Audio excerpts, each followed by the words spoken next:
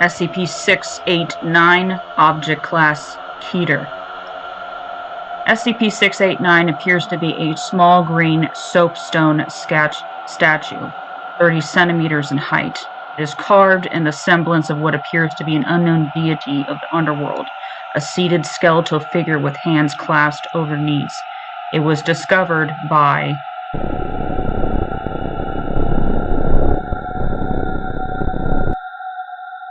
during one of the pre-war German archaeological expeditions in the area of India, and obtained after the war by the OSS. Its location during the war is unknown. SCP-689 is completely inert for as long as it is being watched by at least one human being. Normal behaviors such as blinking do not appear to interrupt the watching for this purpose, but any lapse in attention, however momentarily, renders the observer vulnerable. As soon as SCP-689 is unobserved, it vanishes from its current location. Within 15 to 20 seconds, one person who has previously viewed SCP-689 dies instantaneously, SCP-689 reappearing on top of their remains. If no previous viewers are presently alive, it reappears in the same place as previous.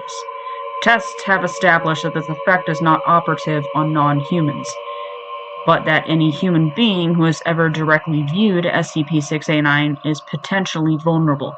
No consistent cause of death has been found, with autopsy results ranging from heart attacks and strokes to complete rupture of all internal organs. The mechanism by which the victim is selected is currently unknown, save that preference seems to be given to persons in crowds or otherwise surrounded by large numbers of people, presumably to increase the number of people viewing the statue. Recorded images of SCP-689 do not appear to have this property. Due to the potential for a chain reaction, once SCP-689 is allowed to leave the chamber, it is considered absolutely critical that all personnel who have seen this object be terminated immediately on any lapse in observation. Addendum.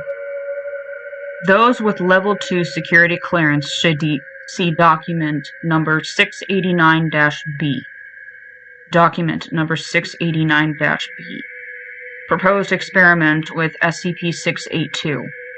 Following the failure of other options and given the priority accorded to termination of SCP-682, doctors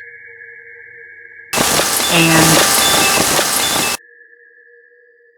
have proposed that SCP-682 be deliberately exposed to SCP-689, presumably followed by turning off the lights or a similar measure. SCP-689 staff caution that in the event of a deliberate observation failure, all personnel who have seen SCP-689 other than the intended target must be either terminated in advance or placed in the containment chamber with the intended subject to ensure that the object does not escape containment.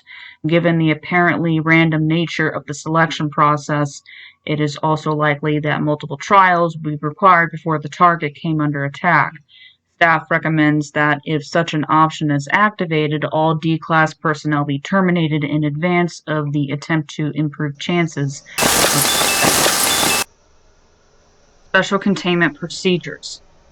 SCP-689 is to be contained in a large concrete chamber equipped with high-intensity sodium iodide lights. These lights must be wired to separate redundant circuits such that SCP-689 is brightly illuminated at all times. At least 3 personnel must be on duty at all times within the containment facility, 2 Class D inside the chamber and 1 Level 2 or higher at the operator station outside the chamber. The operator must either be completely blind or be fitted with a visored helmet sufficient to block all vision, which must not be removed for the duration of a shift. Under absolutely no circumstances is the operator to look into the chamber. The Class D observers must, between them, keep SCP-689 in view at all times without exception. Blinking, etc., is allowed as normal, but there must be at least one set of eyes focused on SCP-689 at all times.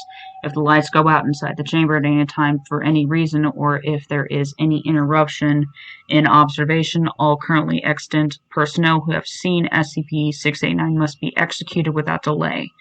It is recommended that they be fitted with remotely activated kill devices triggerable from the containment control room. If SCP-689 is known to have left the chamber at any time, retrieval teams consisting of blind or visor personnel equipped with echolocators, along with Class D observers, must be dispatched to the location of all personnel who have previously viewed SCP-689. Retrieval teams will establish an immediate perimeter and cover the object before returning it to the chamber as quickly as possible.